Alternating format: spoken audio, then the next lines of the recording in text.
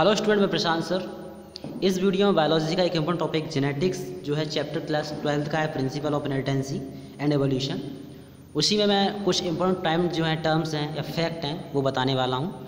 ये टॉपिक जो है क्लास 10th के लिए भी इम्पॉर्टेंट है, क्योंकि क्लास 10th में भी कुछ इंपॉर्टेंट डेफिनेशंस जेनेटिक्स से रिलेटेड दी गई हैं, पूछी भी जाती हैं। ओके, और कुछ लॉ भी हैं, मेंडल्स लॉ वगैरह हैं। इस तरह से ये टॉपिक 10th और 12th के लिए दोनों के लिए इम्पॉर्टेंट है। इसके अलावा जो भी बच्चे तैयारी कर रहे हैं पैरामेडिकल की या फिर उससे रिलेटेड एग्ज़ाम की और जिसमें बायोलॉजी के क्वेश्चन पुटअप किए जाते हैं, तो उसके लिए भी इम्पॉर्टेंट टॉपिक है। ओके, इस पूरे वीडियो को मैं हिंदी में ही बताऊंगा, समझाऊंगा। ओके, बाकी राइट इंग्लिश में किया गया है जिससे आसानी रहे यूपी बोर्ड और सीबीएसई बोर्ड दोनों के ही बच्चों को। ओके, तो चलिए वीडियो को स्टार्ट करते हैं, जिसमें हमारा टॉपिक रहेगा principle of inheritance and evolution. इसमें हमारा टॉपिक है जेनेटिक्स से। किससे स्टार्ट करेंगे? हम जेनेटिक्स से स्टार्ट करेंगे। जेनेटिक्स होता क्या है ये जानेंगे।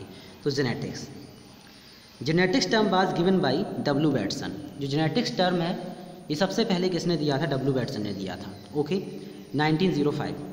इन्हें फादर ऑफ मॉडर्न जेनेटिक्स भी बोलते हैं। डब्ल्यू बैटसन को फादर ऑफ मॉडर्न जेनेटिक्स भी बोलते हैं, ये भी याद रखना है। ओके, चलिए आगे चलते हैं कि genetics branch of biology which deals with the study of heredity and evolution.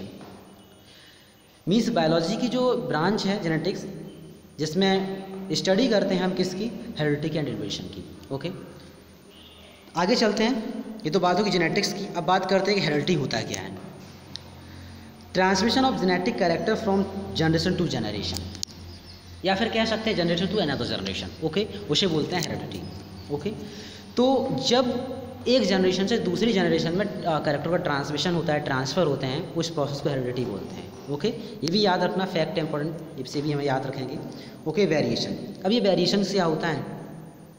Variations को आप लोग बता दूँ, वेरिएशन और डिफरेंसेस भी बोलते हैं, ये भी याद रखना आप सभी लोग। चेंजमेंट डिफरेंसेस का अदर नेम हो गया है, it is also known as differences. ठीक है, individuals of same species have some difference, these are called variation. Means same species के कुछ इंडिविजुअल्स होते हैं, उसमें कुछ डिफरेंसेस प्रेजेंट होते हैं, चेंजमेंट प्रेजेंट होते हैं, उसे क्या बोलते हैं? हम वेरिएशंस बोलते हैं। ओके, अब बात आती है कि वेरिएशन कितने टाइप्स का होता है। तो एक हमने फ्लो चार्ट के थ्रू मैंने समझाया है, थोड़ा देख सकते हैं आप लोग, यहाँ पर ही मैंने बताया है। ठीक है, वेरिएशंस, तो वेरिएशन सोमेटिक वेरिएशंस होते हैं जो कि नॉन इनहेरिटेबल होते हैं, मीन्स एक जनरेशन दूसरे जनरेशन में ट्रांसफ़र नहीं होते हैं। जर्मिनल वेरिएशन इन्हें ब्लास्टोजेनिक वेरिएशंस भी बोलते हैं, और ये ट्रांसफ़र होते हैं one generation to another generation. Okay, इन्हें हम टू पार्ट्स में डिवाइड कर सकते हैं, means continue variation and discontinue variation.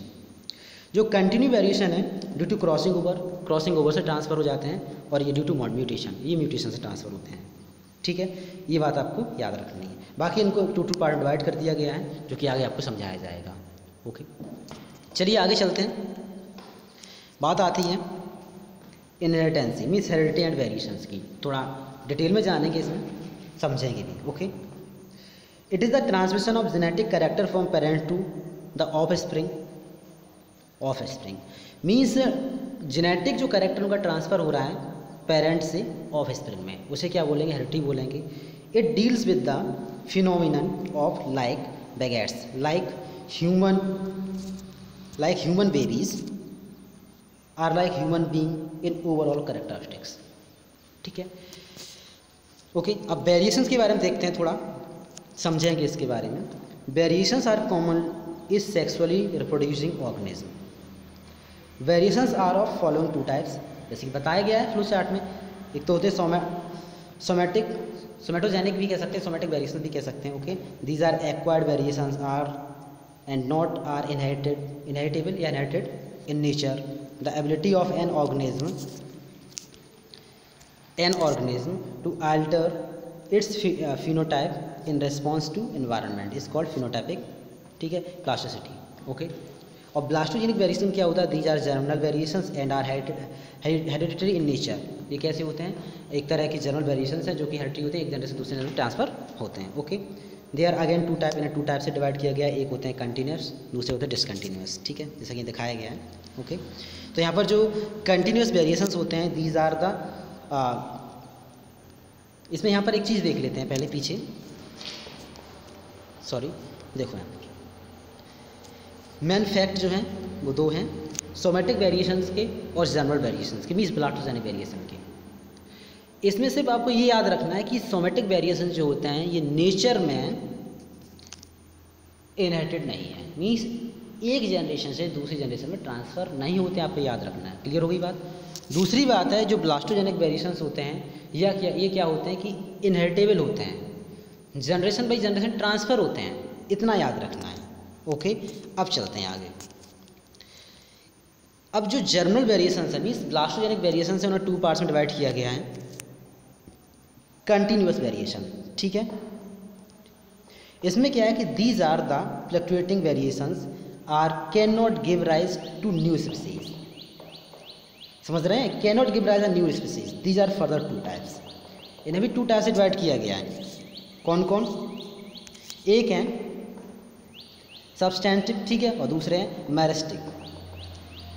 इसमें क्या है कि variation size, shape and colour of organism. इसमें क्या होता है कि ये वेरिएशन जो हो रहे हैं वो साइज में हो रहा है, शेप में हो रहा है, कलर में हो रहा है, ठीक है।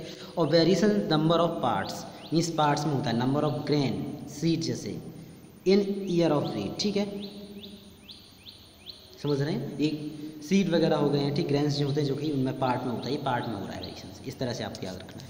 ओके, डिसकंटिन्यूस वेरिएशन क्या होते हैं? Also known as mutations, sport और स्टेशंस। इन्हें स्पोर्ट भी कहा जाता है, म्यूटेशंस भी कहा जाता है, ठीक है, discontinuous. These variations are responsible for formation of new species and organism thus formed are called mutant.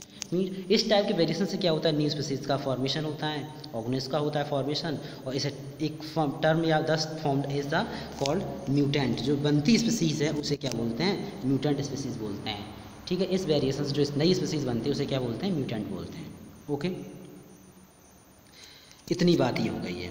अब हो गई टाइप्स ऑफ डिसकंटिन्यूस वेरिएशन, कि जो डिसकंटिन्यूस वेरिएशंस होते हैं ये कितने टाइप्स के होते हैं? भी 2 टाइप्स के होते हैं। सब्सटेंटिव होते हैं वेरिएशंस, इनमें क्या है? These influence shape, colour, size, जैसे हेयर, लेस, कैट होता है, ठीक है।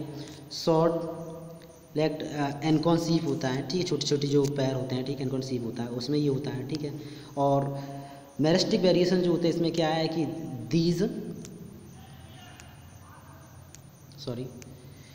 These affect number of parts, ये पार्ट्स अफेक्ट करते हैं, जैसा कि पहले था वही पूरा प्रोसेस है, ठीक है। Polydactyly in humans, variations are significance in humans as the they make the organism better suited to the modifying environmental condition. Okay, ये पॉइंट अपना याद कर लेना। Produce nutrients and organism and provide raw material for the evolution. तो जितने भी variations होते हैं ये एवोल्यूशन के रॉ मटेरियल्स भी कहे जा सकते हैं, ठीक है। और इन्वायरमेंट जो कंडीशन होते हैं, न्यू कैरेक्टर जो है प्रोड्यूस करते हैं ऑर्गेनिज्म में, ये अपना याद रखना है। ओके, सो इस वीडियो हम इतना ही कवर करेंगे। आगे जो है हम जेनेटिक्स की हिस्ट्री के बारे में स्टडी करेंगे और जानेंगे कि जेनेटिक हिस्ट्री क्या है, जैसे फादर ऑफ जेनेटिक्स वगैरह जो कि जी.जे. मेंडल, ग्रोवर मेंडल हैं, उनके बारे में जानेंगे। उन्होंने कौन कौन से एक्सपेरिमेंट किए थे, किस तरह से एक्सपेरिमेंट किए थे, इसके बारे में जानेंगे। Okay, so thank you.